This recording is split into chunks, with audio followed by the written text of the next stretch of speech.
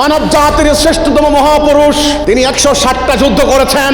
তিনি রণাঙ্গনে ওনার সঙ্গীরা শহীদ হয়েছেন, আহত হয়েছেন, রক্তাক্ত হয়েছেন। নারীরা তাদের স্বামীকে যুদ্ধের সাজে বর্ম সাজিয়ে রণাঙ্গনে পাঠিয়ে দিয়েছে, সন্তানকে ময়দানে পাঠিয়ে দিয়েছে, বাবা সন্তানকে পাঠিয়ে দিয়েছে, ভাই ভাইকে নিয়ে চলে গিয়েছে। একটার পর একটা যুদ্ধ করে জাজিরাতুল আরবে আল্লাহর দেওয়া সত্য দিন, দ্বীনুল হক রাসূল কায়েম করলেন।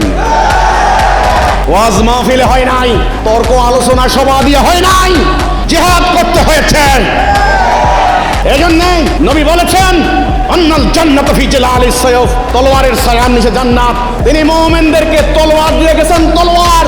মুমিনরা তলোয়ার নিয়ে হাঁটতো, আর তোমাদেরকে কে কারা তাসবিহ দানা এইভাবে ধরিয়ে ধরিয়ে তোমাদের কোমর বাঁকা করে দিয়েছে। রাসূলুল্লাহ তাসবিহ দানা দিয়ে যান নাই, তিনি তলোয়ার দিয়ে গিয়েছিলেন। আজ মুসলমান জিহাদ ত্যাগ করেছে, মুসলমান তলোয়ার ত্যাগ করেছে, মুসলমান এই কোরআন ত্যাগ করেছে, মুসলমান দিন ত্যাগ করেছে, মুসলমান ঈমান ত্যাগ করেছে। ঈমান ত্যাগ করে মুসলমান পুরুষরা দাড়ি ধরেছে, পাগড়ি ধরেছে, মুসলমান নারীরা কালো জুব্বা ধরেছে। কিন্তু আল্লাহ কোরআনে কোথাও বলেননি যদি দাড়ি না রাখো তোমাকে বাদ দেব। কোরআনে আল্লাহ বলেছেন যদি আমার রাস্তায় অভিযান ত্যাগ করো তোমাকে বাদ দেব, অন্য জাতি চাপিয়ে দেব।